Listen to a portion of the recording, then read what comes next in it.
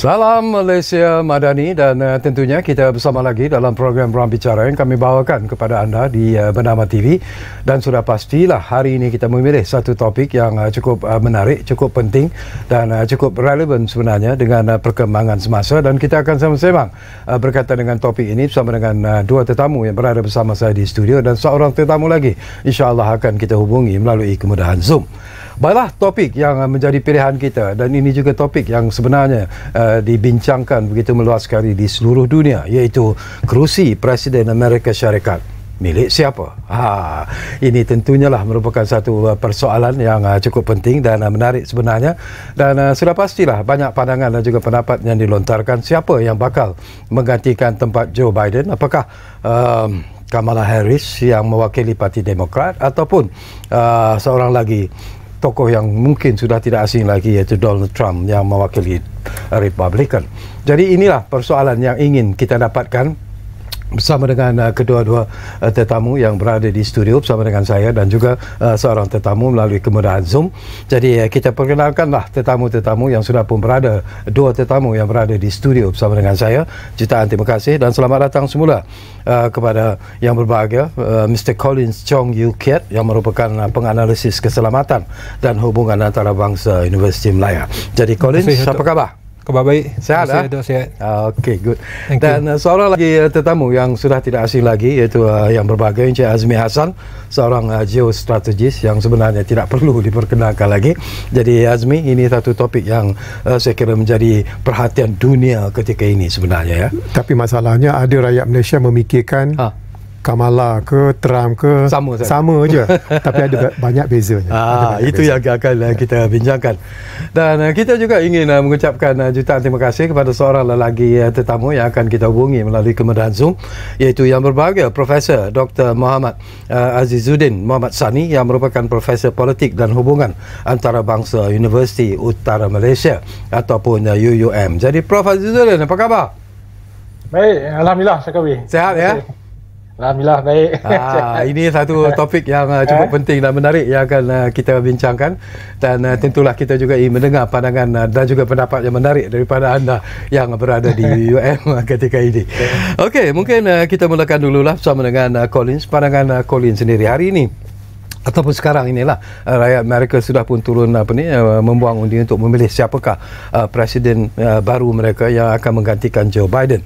Jadi mungkin analisis seringkas-ringkasnya sepintas lalu daripada anda, apa yang anda jangkakan akan berlaku? Ya, saya jangkakan bahawa momentum, of course kita nampak ada dua-dua pihak yang cuba katakan momentum on their side. Apa yang kita lihat selama ni pada election yang lepas 2016, all the polls, majority of the polls, almost up to 90% katakan Clinton akan menang. Tapi kejutan berlaku. Jadi kalau kita tengok polls buat masa ini, memang ada yang kata memang dead heat, tight race, 50-50. I don't believe in that polls, and kita dapat tengok bahawa banyak yang tak diterjemahkan dalam realiti semasa lepas habisnya undi tu. So sample size dan sebagainya, dan juga affiliation semua tu. Jadi kalau kita tengok momentum, memang kalau Trump berjaya menang second term ni, presiden pertama in more than 100 years to be re-elected after the first term, after he returns of another term. Jadi apa yang kita lihat sekarang ni yang banyak momentum berada, bagi saya jangkakan Trump akan menang. Orang kata in a landslide, orang kata maybe in a tight race. Tapi Kamala of course cuba jauhkan diri dari kepompong lama Biden, tidak mahu dilihat sebagai sekutu Biden yang memang banyak negative baggage yang kaitkan dengan Biden. Jadi Trump of course dengan all the main issues, border security, inflation, economic issues sekarang ni, all the critical issues that affect the everyday Americans. Saya jangkakan kesemua ni, all the pent up frustration for the past 4 years, the main theme is are you all better off now as compared to 4 years ago during the first Trump administration? Bagi saya the core fundamental economic issues yang berlaku sekarang ni kat Amerika akan melonjakkan momentum yang ada pada Trump ni, dan kita akan tengok nanti. Tapi bagi saya Kamala banyak baggage yang tak dapat dicuba untuk dielakkan, dan walaupun cuba untuk menjadi presiden wanita pertama, ramai juga melihat bahawa Trump patut diberi peluang yang terakhir sebagai second term, final term, as compared to Kamala maybe akan ada another chance for another term. Okey. Okey, itu menarik sebenarnya. Bangkali Mi, ialah kalau kita dengar ada apa yang disebut oleh Collins, jelaslah bahawa dia memang pro Kamala sebenarnya. Tapi mungkin anda ada pandangan yang tersendiri. Saya pro Trump. Pro Trump. Maafkan saya. Tapi anda macam mana? Saya pro Kamala, tapi mahu Trump menang. Kerana kalau Trump menang, banyak sikit kerja-kerja macam Colin saya ni. Sebab dia memang bertindak secara sembrono. Jadi bagi penalisis memang menarik tu. Tapi hakikatnya rakyat Malaysia memikirkan tak kira siapa Presiden Amerika Syarikat, tak ada beza. Sebab dia orang kata Demokrat ke Republican ke sama. Tapi sebenarnya beza. Bukan beza antara darat dengan laut, tapi antara langit dengan darat. Banyak bezanya antara Kamala dengan Trump ini. Dia sama juga bezanya dengan Fatah memerintah ataupun Hamas memerintah. Banyak bezanya. Kerana siapa yang menerajui Rumah Putih itu, Tok Syakawi, Colin, dia akan memberi kesan kepada kita. Kesan dari segi ekonomi. Memang Pak Trump janji tarif 20% garanti termasuk Malaysia, dan juga kalau nak kaitkan dengan hal Palestin, mana antara dua, saya gunakan perkataan bahasa Inggeris, dua devil ni yang lebih baik. Jadi sebab itu ada perbezaan. Kenapa Kamala itu berbeza dengan Trump yang mengaitkan isu yang rapat dengan kita. Apa kata pula kita dengar komen daripada Profesor Azizuddin? Mungkin dia ada pandangan yang tersendiri berkaitan dengan isu ini. Antara dua calon ini, mungkin dia juga ada dalam hati kecilnya tahu ataupun berminat kepada salah seorang calon. Tapi mungkin pandangan Prof sendiri, bagaimana keputusan pilihan raya ini nanti? Apakah akan menjadi satu keputusan yang begitu tight sebenarnya, dan macam apa disebut oleh Collins tadi, ataupun ada Prof ada pandangan tersendiri? Saya tak sokong mana-mana calon ini kan. Cuma saya nampak ada potensi yang sedikit baik Kamala Harris kan untuk menang kali ini kan. Dan utamanya saya melihat pada data lah data yang sedia ada, dan kalau kita lihat lah apa yang berlaku nanti saya jangkakan lah bergantung pada jumlah keluar mengundi pada pilihan raya presiden kali ini kan. Dan juga satu lagi yang kita kena faham juga adalah sistem Amerika ni bukan berasaskan, banyak orang salah anggap sistem Amerika ni berasaskan popular vote maksudnya undi siapa boleh banyak dia menang. Dia tidak begitu dia berdasarkan dia apa dikenali sebagai electoral college electoral college ni yang menyebabkan apa yang berlaku pada 2016 lalu Hillary Clinton kalah dengan Donald Trump walaupun dia menang popular vote lebih 3 juta undi jadi itu keadaan yang berlaku jadi kalau kita lihatlah daripada jumlah oleh kerana saingan sangat hebat dan sangat tight. Jadi jumlah keluar undi sangat akan menentukan siapa yang akan menang misalnya kalau kita lihat pada tahun 2020 yang lalu pada pilihan raya presiden itu jumlah keluar undi sangat pada umum di Amerika itu sangat besar lah 66% kan berbanding dengan pilihan raya sebelum tu yang mana jumlahnya agak kurang daripada 60% macam Obama dulu adalah 56% gitu jumlah keluar undi dan meningkatnya jumlah keluar undi 66% adalah kerana faktor undi pos yang dilakukan ketika itu kena faktor COVID lah jadi COVID gitu berlaku jadi itu memenangkan Biden dan satu lagi yang kita perlu ingat juga dia ada 7 state yang swing state yang daripada 7 tu jumlah electoral college dia ada 82 jadi 82 ni sebenarnya yang menjadi penentu kepada siapa yang akan menang pada pilihan raya presiden kali inilah yang mana ketika 2016 dulu Trump dapat menang 7 daripada 5 daripada 7 kawasan ni tapi pada pilihan raya yang lepas Biden dapat menang 6 daripada 7 jadi aku tengok ini swing state ni menentukan kepada siapa yang akan menang jadi kalau ikut data tu sekarang saya nampak kelebihan yang ada adalah sebenarnya kepada Harris lah yang mana ada faktor-faktor lain lagi yang mungkin saya boleh ulas kemudian lah yang kenapa saya rasakan Kamala Harris mungkin boleh menang kali ni lah. Okey. Menarik Colin, kepada apa yang disebut oleh Profesor Dr. Muhammad Azizuddin. The so-called swing states itu ada 7 dikatakan swing states yang mungkin akan menentukan menang atau kalahnya seseorang calon itu. Michigan, Arizona, Georgia, begitu juga di Nevada, Carolina Utara, Pennsylvania dan juga Wisconsin. Jadi apakah anda juga bersetuju dengan apa yang disebut oleh Prof tadi, bahawa keputusan di 7 states inilah yang akan menentukan siapa yang akan menjadi Presiden Amerika Syarikat yang akan datang? Kita dapat lihat bahawa sekarang ni memang kedua-dua kandidat cuba untuk the final race Pennsylvania, Michigan, the final rally semua tu memang that's the decisive state lah di electoral college. Pennsylvania alone 17 electoral votes electoral college. Jadi tapi isu utama kat Michigan, Pennsylvania ni banyak kepada manufacturing, fracking kat Pennsylvania, oil and gas semua tu, yang which I think will be on the side of Trump, sebab all the while memang Trump suka kan drill baby drill, fracking sebagainya, tapi Harris banyak kepada green energy, green policy, the Green New Deal sebagainya. Jadi bagi saya faktor utama untuk Trump kali ini adalah the core fundamental issue yang affect everyday Americans, crime, migrant crime, border security, inflation, fentanyl crisis, opioid crisis, yang semuanya memberikan satu, they can resonate with the everyday American people. Itulah kunci utama kepada kenapa Trump begitu popular. Kita panggil banyak terma lah Trumpism dan sebagainya, tapi he has been resonating for the past more than 10 years now since he first came to the picture. Jadi apa yang kita lihat sebagai satu perbezaan yang cukup ketara, Harris banyak kepada isu-isu yang memikat hati pengundi muda. Dari segi student loan, free student loan, banyak kepada socialist policy in that aspect. Trump pula kepada fundamental issue, for the past 4 years inflation at its worst. Dia cuba compare dengan first term dia, economy was booming. Dari segi military, the new space force, dari segi di America First agenda yang telah melonjakkan kuasa Amerika sebagai the energy independence. Now that all 4 years ni bawah Biden, bawah Harris, yang dia katakan telah musnah sama sekali, dan the American dream was crushed. Itulah apa yang cuba diketengahkan dalam race ni. Jadi all the swing states memang cukup penting, tapi kita jangan lupa juga of course Rust Belt ni, Pennsylvania dan sebagainya, tapi kita ada Georgia, ada Nevada, dan saya percaya kali ini kalau kita lihat momentum, sebab for the past 4 years ni memang ramai Americans are suffering for the in terms of economic costs, rising inflation, rising crime, tak boleh nak afford housing dan sebagainya. Jadi economic issue memang Trump menang, tapi dari segi Harris banyak kepada abortion issue, gender rights, dan how far it can resonate with the true American people, with the gender gap dan sebagainya, kita akan tengok nanti setakat mana percentage women voters will come out to support Harris. Betul ke all the women mostly are supporting Harris, or the different demographic group, kita akan bincang kemudian.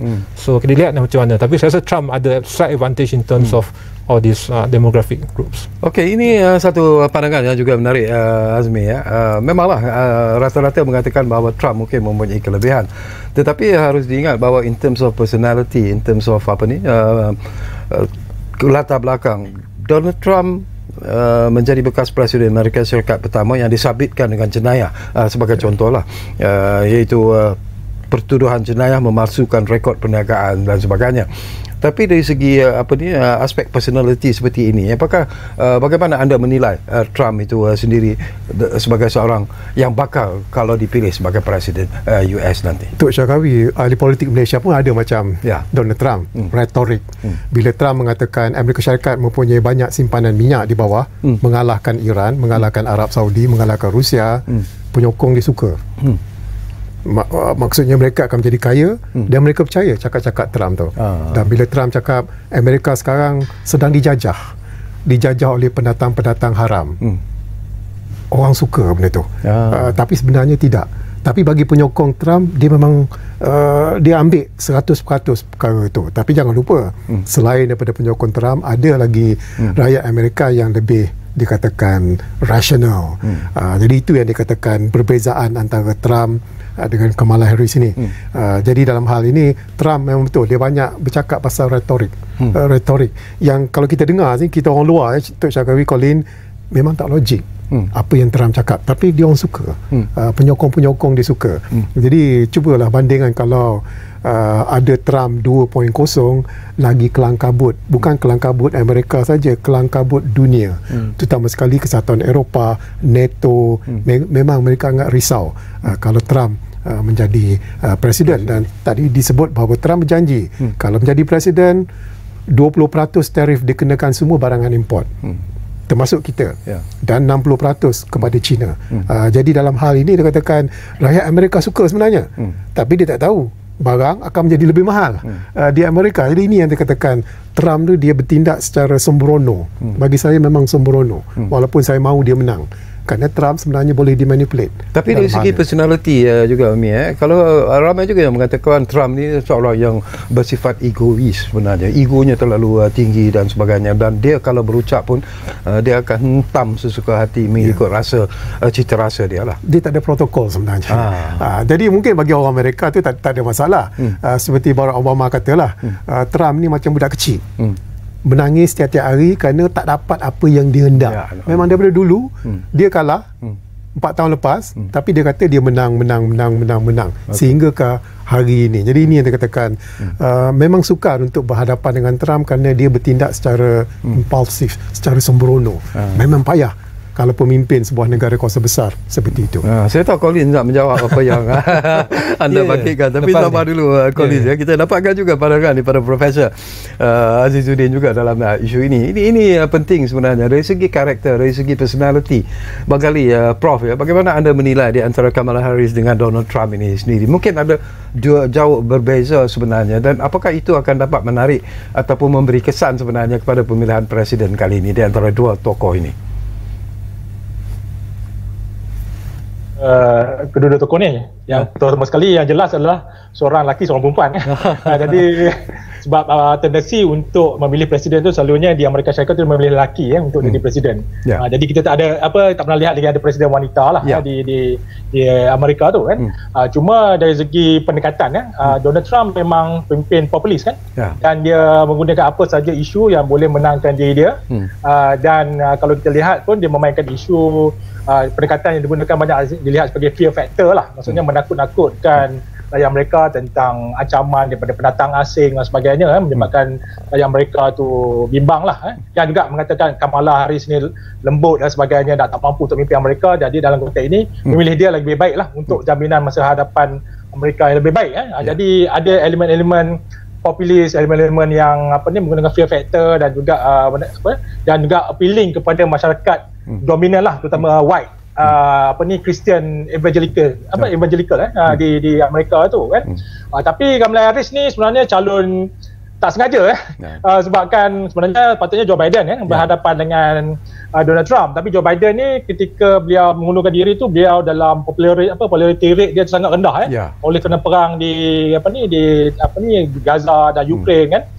Jadi menyebabkan, dan dia pun tidak perform dalam debate menyebabkan rakyat memang tolak dia, dan kalau dia bertanding lagi saya rasa memang sudah tentu Donald Trump akan menang mudah dalam pemilihan presiden kali ini. Tapi menariknya apabila diganti dengan Kamala Harris, kita tengok trend sokongan kepada Demokrat ataupun Kamala Harris ni meningkat kerana banyak faktor lah.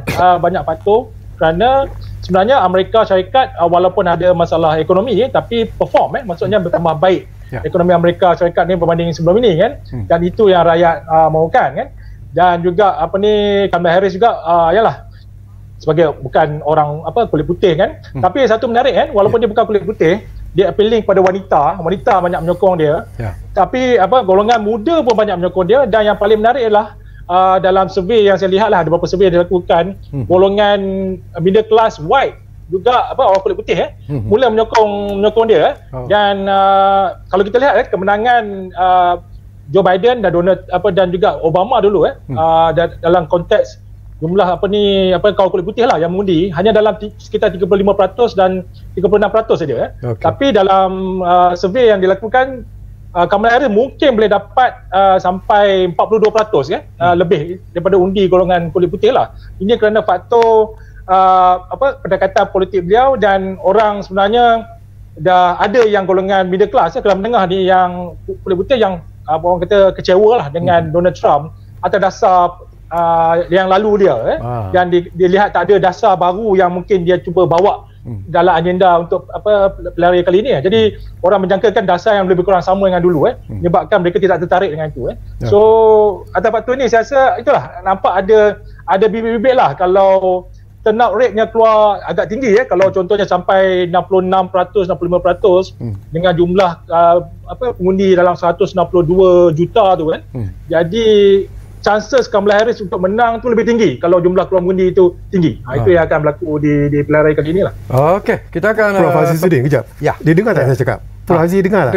Dengar. Ya. Bila Prof Haziz cakap Kamala Harris tu bukan berkulit putih, tahu tak Prof Haziz ni bahawa Kamala Harris ni adalah kalau presiden pertama keturunan Samau Malaysian. Betul. Itu yang menarik tu. Okey, kita akan sambung lagi. Banyak lagi isu-isu menarik yang akan kita kongsikan bersama dengan dua tetamu di studio dan juga seorang tetamu yang kita hubungi melalui keberadaan Zoom. Tapi seperti biasalah kita akan berehat dulu buat seketika dan saya ingatkan juga kepada anda yang mungkin berkesempatan bersama kami di program Ruang Bicara hari ini, anda juga kami alu-alukan untuk berkongsi pandangan dan juga pendapat. Jadi gunakanlah talian yang kami sediakan kepada anda seperti biasa di 0326979768. Kita lihat dulu kembali semula Ruang Bicara Bernama TV. Jumpa lagi.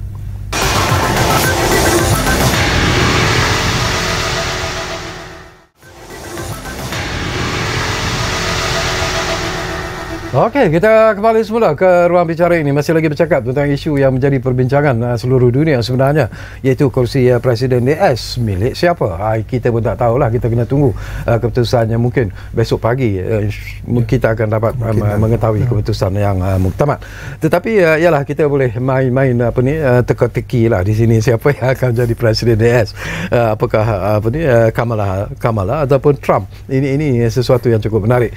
Tapi saya nak dapat pandangan Collins lah. Tadi pun Collins sebut antara faktor-faktor yang mungkin akan memberi kelebihan dan kemenangan kepada Trump, dan baru-baru ini pun timbul juga isu dua kali dikatakan hampir-hampir dibunuh sebenarnya, percubaan membunuh Trump, tapi tak tahulah sama ada itu political gimmick ataupun reality yang berlaku. Tetapi bagaimana anda melihat reaksi dunia sebenarnya terhadap pemilihan presiden kali ini? Apa yang mereka jangkakan dan mereka harapkan sebenarnya? Ya, saya nak balik kejap kepada yang argument tadi.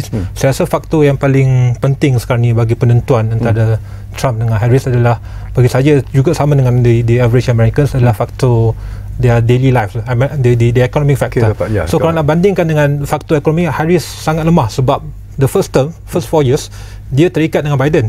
Jadi Biden economic performance memang sangat teruk. Inflation at its worst. 65% of Americans cannot afford housing. 800,000 annually lost their jobs. And of course they say that 1.2 million of illegal immigrants took their jobs.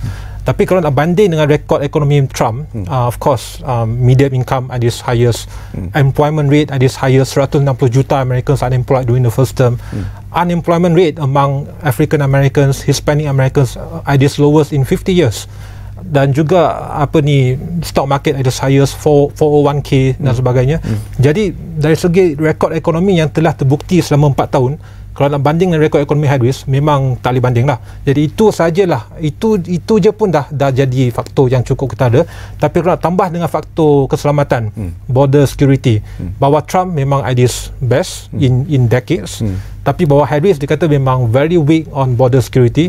The influx of 20 million illegal immigrants now in America, dan more than 13,000 convicted criminals, convicted felons yang roaming in the streets through America. Jadi telah mengancam keselamatan the everyday American dan sebagainya. Jadi ini memang all the fundamental issue ni menjadi faktor yang cukup penting sebab dia memang resonate dengan the average American. Dia orang terasa ekonomi tak bagus, harga barang melonjak, inflation and its worst. Jadi kalau nak banding dengan Harris, memang tak boleh banding lah. Dia ada satu positive memory of what Trump has been doing for the American people. That is on the security and on the economic factors. Tapi kalau nak banding dengan faktor lain seperti energy independence, how he managed to secure the economy, of course bring back tariff, the unfair, bagi dia for more than 17 years America has been shouldering the burden of global responsibilities untuk untuk menjaga keamanan dunia, keamanan sejagat, tapi semua tak nak bayar. Negara lain tak nak bayar. Ambil two advantage of America, NATO tak nak bayar. Jepun, Korea Selatan two advantage of America. Kenapa Washington kena bayar all their security measures? Jadi when Trump took over, dia kata we have to put a stop to this. We have to ask them to pay their fair share. That's what happened to NATO. Increase their military punya budget for NATO. Dan juga of course America first. Pentingkan interest of all the American businesses, low tax, low regulations, bring back manufacturing jobs, dan semua telah dicerminkan dalam first term ni. Jadi saya rasa the American people will see through all this. Dan satu lagi adalah during the 2020 election ni, ramai kata Trump bagaikan menggila sebabkan tak nak terima the defeat. But of course they raise some valid arguments. Kenapa ada fraud on a big scale walaupun tak dibuktikan dan sebagainya. Tapi kalau kita lihat the basic common sense issue, voter ID, kalau kat sini memang terbuktilah kena ada voter ID, disahkan kena daftar SPR dan sebagainya. Tapi kat situ you don't need to have voter ID. In fact in California, Gavin Newsom just pass a law kata it's a crime to ask for voter ID kalau dia datang mengundi. Jadi to other countries, very common sense to have voter ID to vote, but then in America tak payah voter ID sebabkan atas dasar equality, tak boleh nak sisihkan orang yang boleh mengundi dan sebagainya. Jadi bagi Republicans, bagi the right, is unfair, and they raise the possibility of all these illegal immigrants coming in to vote. Jadi so those are the concern yang bagi a lot of these Trump supporters ataupun the Republicans. Memang valid the argument kenapa tak boleh nak adakan voter ID, kenapa tak boleh nak secure the border, kenapa tak boleh nak pentingkan American businesses, enterprises at the expense of the American people, tapi nak pentingkan the globalist punya approach, pentingkan China, pentingkan bagi funding kat Ukraine dan sebagainya. Jadi all the funding can be used for enforcing border security, build a wall dan sebagainya. Jadi itulah bagi saya all these factors yang mereka boleh rasa, dan itulah sebab utama dia rasa Trump adalah suara mereka untuk to bring back the American dream, to restore the American comeback. Dan bagi dia all these elitists, the enemy from within, during the swamp dan sebagainya yang dicerminkan oleh the pihak the left or the Democrats. So saya rasa dan the world over, the other countries pun rasa macam tu, sebab kalau Trump menang, tarif akan diadakan, dia akan terkesan, dan juga mungkin they have to fork out more for their own defense, to build their own defense system, allies mungkin being undermined dan sebagainya. Jadi those are the factors. But it's a different thing in American audience dengan global audience. Tapi kalau kita lihat daripada situasi apa yang berlaku ketika ini lah, terutamanya tadi pun you sentuh sebentar lalu tentang campur tangan Amerika memberi bantuan kepada Israel di perang di Palestin, di Gaza khususnya lah, dan sekarang ini telah pun berkembang ke negara-negara Timur Tengah yang lain. Jadi apakah itu juga sebenarnya kalau dilihat secara serius mungkin akan memberi impak atau kesan kepada pemilihan Donald Trump sebagai presiden? Ya, memang memberi impak. Donald Trump semasa bahas dengan Joe Biden, dia kata Biden lemah sangat tentang Hamas ni. Kalau beliau menjadi presiden, beliau 100% hapuskan. Dia masalah Kamala ni, dia pandai. Kalau di Michigan, ramai pengundi Arab American, dia very pro-Palestine. Kalau tempat lain, lain cerita dia. Tapi elok tu. Maknanya beliau faham perkara ini. Dia masalah dengan Trump ni adalah kalau dia berani mengatakan NATO kena tingkatkan dikatakan perbelanjaan pertahanan sehingga 25%. Kalau Trump jadi presiden, memang dia akan bekalkan senjata pada Israel. Sepatutnya dia minta Israel bayar. Kalau dia ikutkan konsep Trump lah perkara itu. Jadi ini dikatakan perbezaan antara Kamala Harris dengan Trump, isu-isu global lah.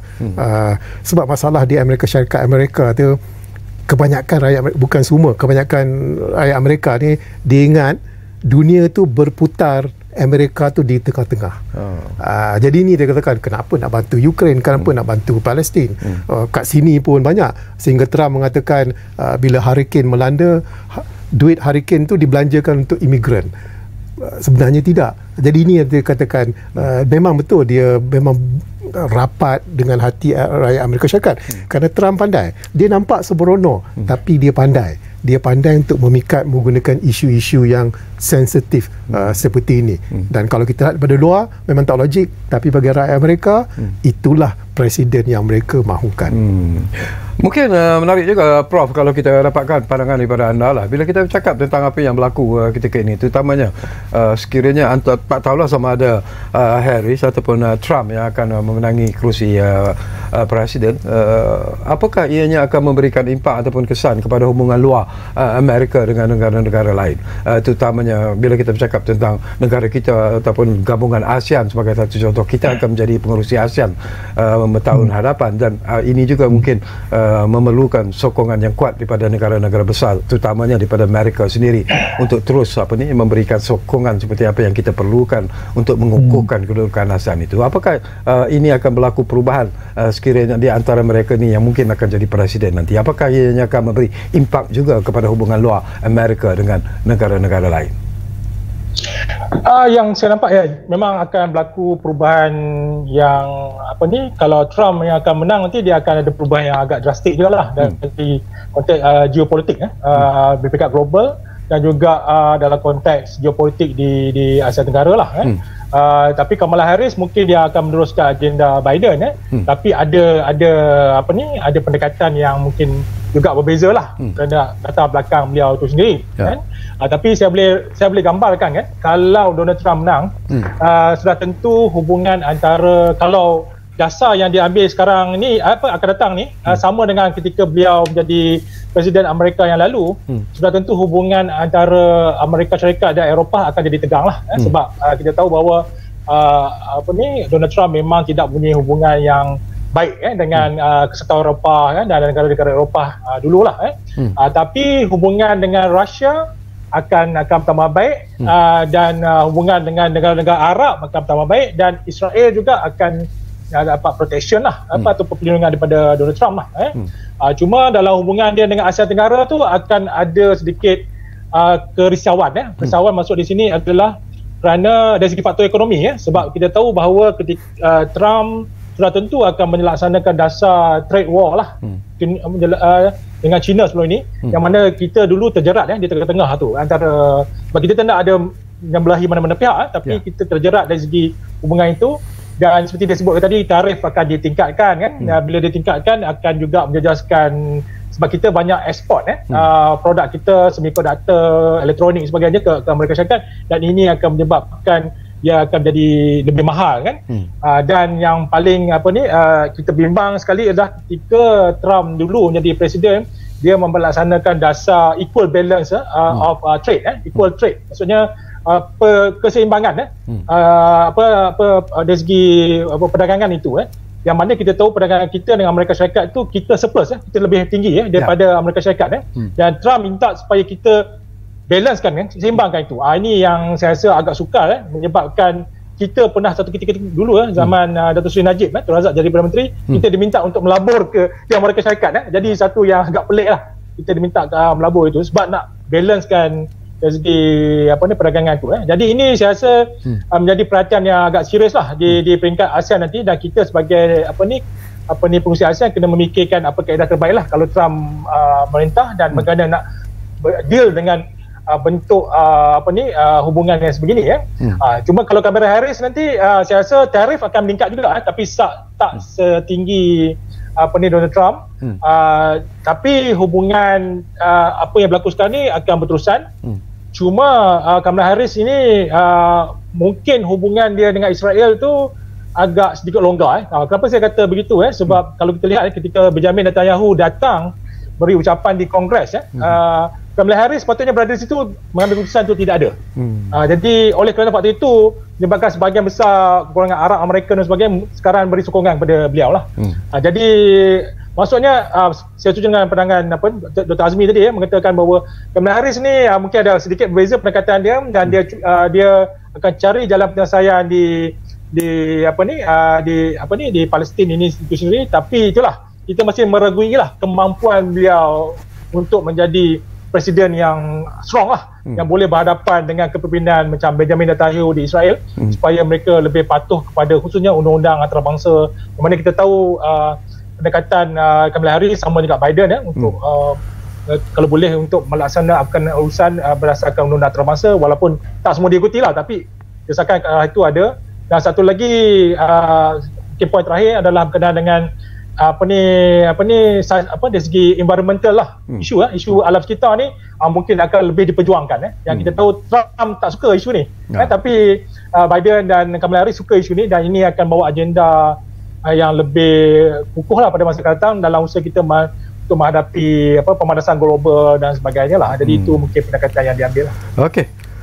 Sesuatu yang penting saya nak petik daripada apa yang disebut oleh rakan kita Prof Azizuddin Collins ya. Kalau kita lihat yalah suka ataupun tidak, kedudukan kita dalam Asia Tenggara juga menjadi cukup penting sebenarnya, dan kita tahu ada pandangan yang berbeza sebenarnya di antara Kamala Harris dan juga Trump berkaitan dengan Asia Tenggara itu sendiri. Jadi apakah kalaulah kita anggap seperti apa yang anda jangkakan bahawa Trump akan menjadi presiden US nanti, apakah ianya akan memberi impak ataupun kesan yang mungkin agak menyukarkan perkembangan negara-negara di Asia Tenggara ini? Ya, kita memang mengamalkan dasar neutrality, centrality, bukan saja Malaysia tapi ASEAN secara keseluruhannya.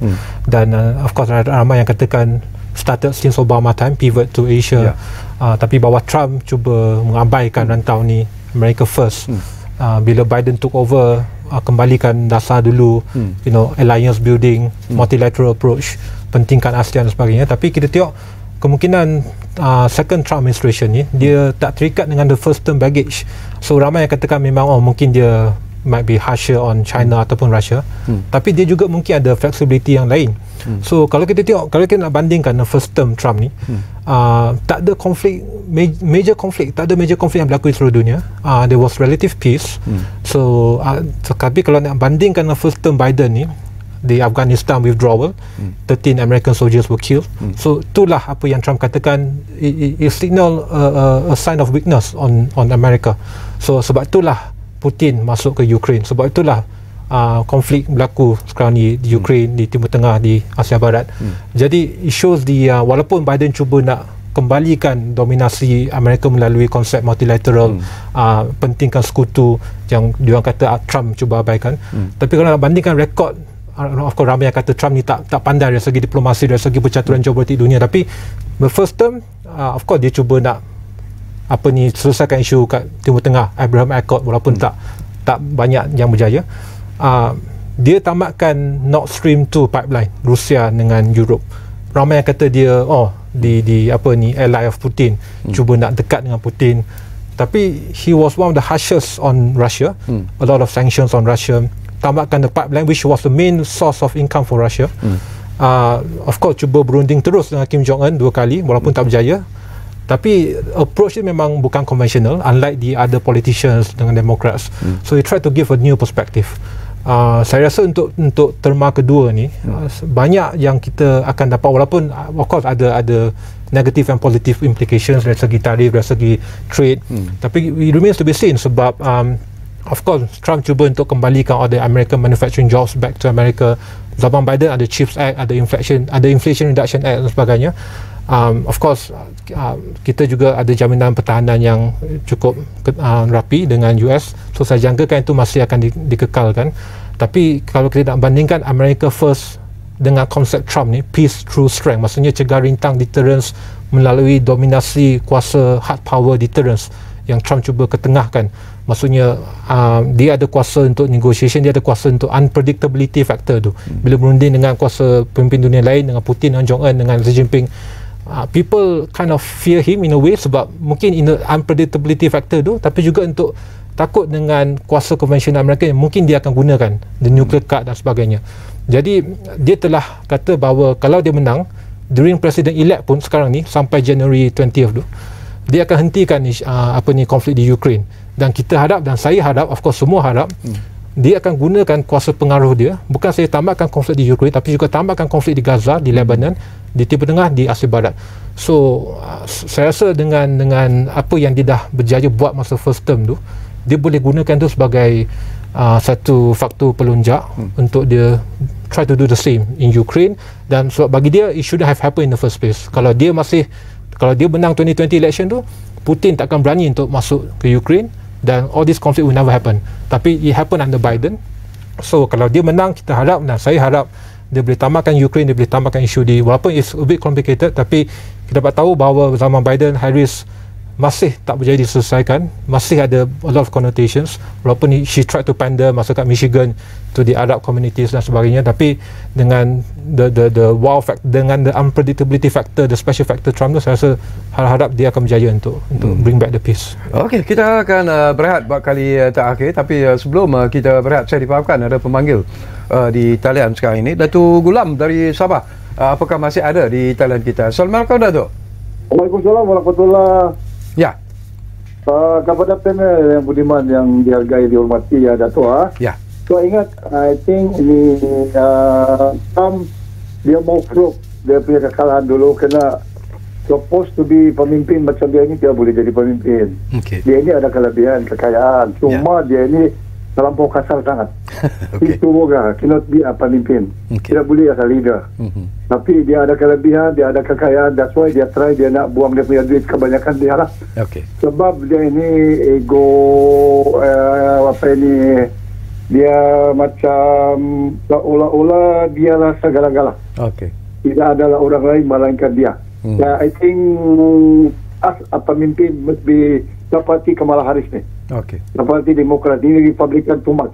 Tapi saya tidak tahu kenapa dia dipilih balik untuk nak menjadi calon presiden. Mungkin dia ada duit, dia ada pengaruh, dia ada kelebihan, dan mungkin dia tidak puas hati pilihan yang lalu, dia mau prove. Ya. Mau prove that this time dia mungkin boleh menang. Tetapi aku ingat dia memang kalah teruk. Okay. Dalam pilihan ini dia kalah teruk kerana kita cuba.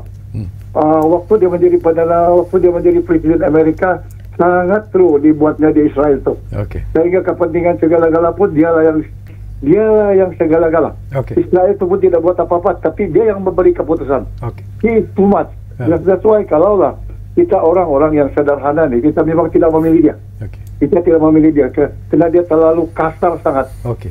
Terlalu kasar sangat. Mungkin dengan kekayaan, dengan triliunannya itu, dia akan guna sebagai pemimpin. Actually cannot be. Okay. Cannot be. Sepatutnya dia banyak gas.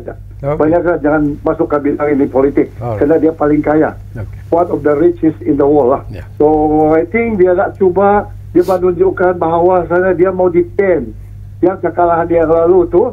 Tapi I don't think so lah. Mungkin dia kalah teruk pada kali ini kerana Kamala Harris di Demokrat, dia ada orang yang lemah lembut. Orang yang lemah lembut yang boleh berbincang, boleh berunding. Yang dia ini, you cakap saja, dia terus bercakap berpuluh-puluh kali ganda. So dia tidak accept siapa saja. Okay. So, I don't think dia boleh menang lah. Okay. Terima kasih. Baik, terima kasih banyak-banyak. Itu pandangan yang dikongsikan bersama kita oleh pemanggil Datuk Gulam dari Sabah. Tak apa, kita akan berehat bakal terakhir dan kembali nanti. Mungkin masa semakin suntuk, tapi ada lagi persoalan mungkin yang akan saya kongsikan bersama dengan dua tetamu di studio dan seorang tetamu yang kita hubungi melalui kemudahan Zoom. Kita rehat bakal terakhir.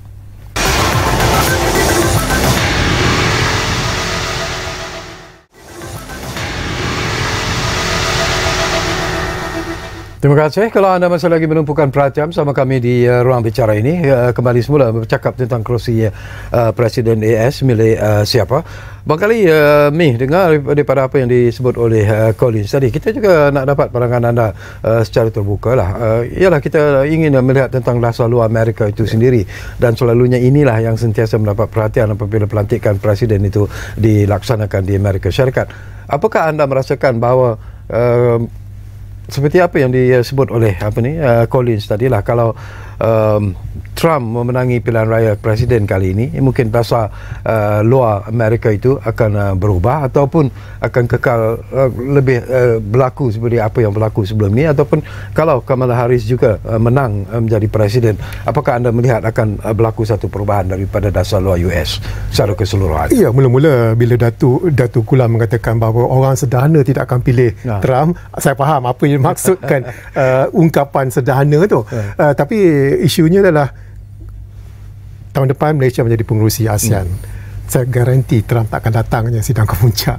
Sebab besok Datuk Seri Anwar akan menjemput Presiden Xi Jinping untuk hadir pada sidang kemuncak pertama di Kuala Lumpur. Dan kemungkinan Putin juga Datuk Seri Anwar jemput ke tak jemput, saya tak pasti. Tapi bagi saya, Trump tidak melihat kepentingan di dalam ASEAN ataupun Asia Tenggara. Tapi kalau kita bangkitkan teknik strategi Trump lah pada tahun 2020, Mac 2020, di mana kapal peronda Cina membayangi kapal cari gali minyak Petronas selama sebulan setengah pada ketika itu. Trump dihantar 2 kapal perang. Kononnya dia kata untuk mempertahankan Malaysia daripada dibuli oleh China. Tapi hakikatnya dia nak pulas tangan China, dia nak pulas tangan Presiden Xi Jinping. Tapi itu yang dikatakan strategi Trump. Dia kata dia nak tolong, tapi sebenarnya untuk dia sendiri, untuk Amerika sendiri. Sebab tu bila Colin kata Ukraine akan diselesaikan, memang boleh diselesaikan, tapi ikut acuan Putin. Memang Gaza boleh diserahkan, tapi ikut acuan Netanyahu. Dan perjanjian Ibrahim itu tidak disetujui oleh kebanyakan negara Islam termasuk Malaysia dalam perkara ini, kerana itu adalah memberi keuntungan kepada Israel, dan juga dikatakan Trump dapat mendabik dada, dapat menarik saya tak pasti dua negara Arab. Dia terlekat dengan Arab Saudi. Jadi itu yang dikatakan bahawa Presiden Trump ni dikatakan eranya, kalau Presiden Trump jadi era agak kelang kabut sikit lah, kerana susah nak menjagakan apa yang Trump akan lakukan.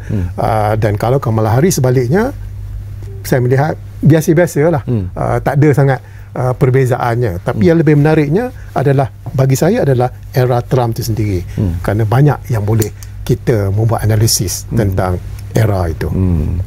Okey, mungkin Prof, saya juga selalu mendengar ini komen di antara rakan-rakan saya lah yang mengatakan bahawa kalau Trump menjadi Presiden Amerika Syarikat, mungkin hubungan kita dengan US ini tidak begitu menarik, menjadi lebih menarik sebenarnya, mungkin tidak begitu mesra dan sebagainya. Tetapi kalau Kamala Harris dilantik ataupun dipilih sebagai Presiden, mungkin hubungan di antara kita dan US ini akan menjadi lebih erat, lebih kukuh. Tak tahulah sejauh mana pandangan anda dalam isu ini. Apakah anda percaya itu akan berlaku sebenarnya, ataupun hubungan kita dengan US masih seperti apa yang sedia ada sebenarnya?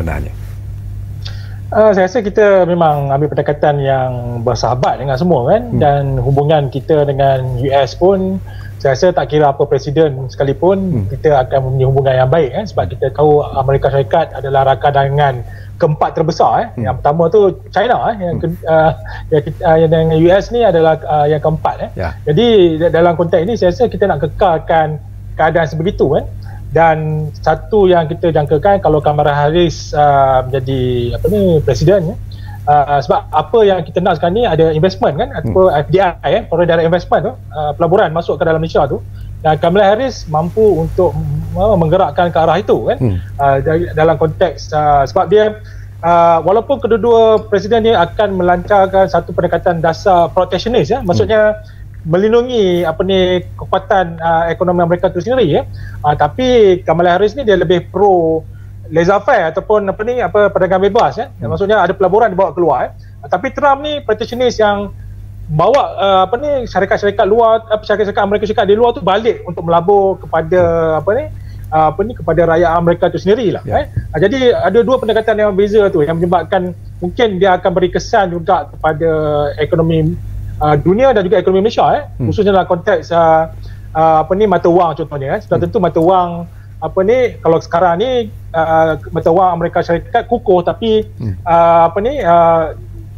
kalau Trump mungkin dia nak melihat keadaan yang mana dia boleh lebih mengawal ekonomi dunia dengan mata wang tersebut yang mana kita tahu bahawa siapa saja di presiden depan ni dia akan melihat bagaimana mereka reaktif kepada BRICS kan. Satu lagi blok ekonomi yang mana Malaysia sekarang ni jadi ahli bersekutu kepada ni Jadi tapi dalam pendekatan politik Malaysia saya rasa memang kita sangat pro kepada pelaburan jadi kita galakkan pelaburan yang seterusnya semua dan juga pelaburan dalam konteks new technology AI ataupun dari segi EV contohnya electrical vehicle sebagainya Jadi maksudnya memerlukan semua pihak tu bersama cuma kita kebimbangan kita Kamala Harris ni kita boleh lebih boleh agak maksudnya predictable dia punya pendekatan tu tapi Donald Trump ni unpredictable, susah nak diramalkan sebab dia boleh berubah ikut selesa keadaan dia jadi itu yang bila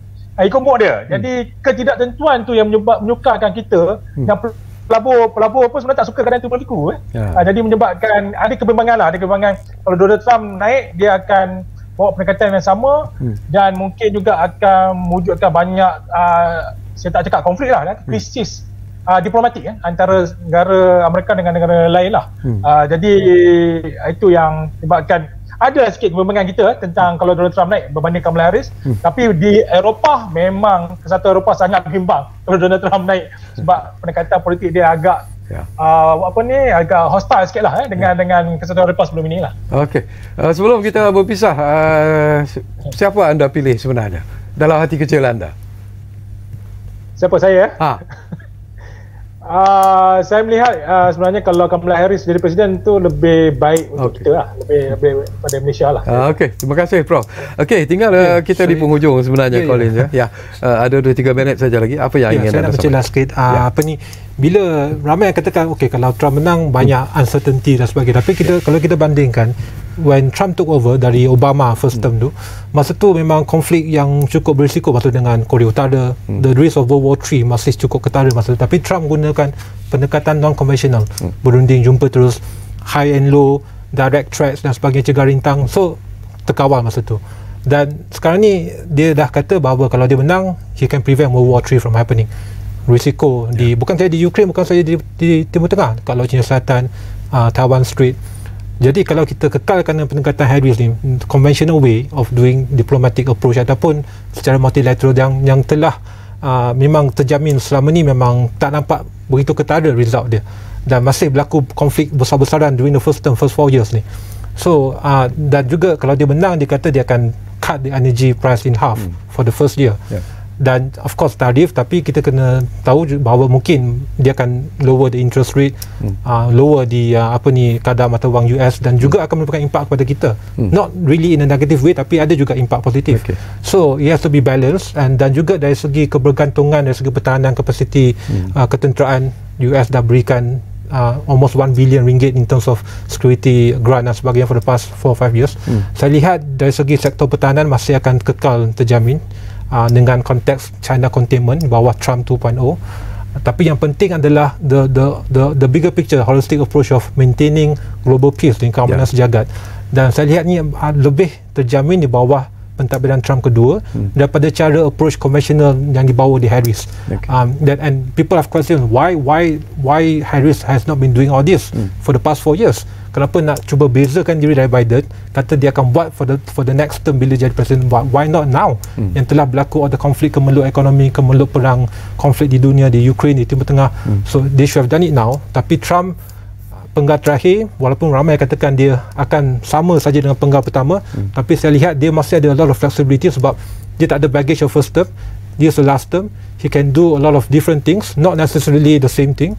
Dan saya lihat itu adalah kunci utama untuk merombak kembali, untuk kembalikan kestabilan politik dunia dan juga serantau, dan juga impak positif kepada Malaysia, kepada ASEAN dan juga kawanan dunia secara keseluruhannya. Okey, 1 minit masa yang ada ni. Apa yang ingin anda sampaikan di nak tanya siapa yang saya pilih? Saya harap Kamala Harris menang. Bukan kerana beliau jadi presiden pertama, tapi kerana beliau ada darah-darah Malaysia. Sebab itu saya nak beliau menang. Okey, terima kasih kepada dua tetamu yang menemani saya di studio, iaitu Collins Chong Yu Kiat dan juga Azmi Hassan, dan tentunya terima kasih kepada seorang lagi tetamu yang kita hubungi melalui kemudahan Zoom. Jadi terima kasih kepada Profesor Muhammad Azizuddin kerana sudi memberi pandangan dan juga pendapat berkaitan dengan isu yang mendapat perhatian di dunia ini. Dan tentunya lah kita menunggu-nunggu sebenarnya keputusan ini, apakah akan memihak kepada Trump ataupun Kamala Harris. Dua menyokong Kamala Harris sebenarnya di studio, Azmi dan juga Prof, tetapi Collins masih mempertahankan bahawa dia yakin Donald Trump akan memenangi pilihan raya presiden US kali ini. Jadi itulah, kita tunggulah keputusan muktamar yang akan diumumkan mungkin esok pagi sebenarnya, dan tentulah seluruh dunia juga nanti siapakah yang bakal menjadi presiden Amerika Syarikat menggantikan Joe Biden. Itu persoalannya cukup menarik sebenarnya. Terima kasih kepada anda semua. Terima kasih kerana menumpukan perhatian bersama kami di Ruang Bicara. Ruang Bicara pastinya akan terus berbicara bersama anda dari masa ke semasa. Kita jumpa lagi. Thank you, sir.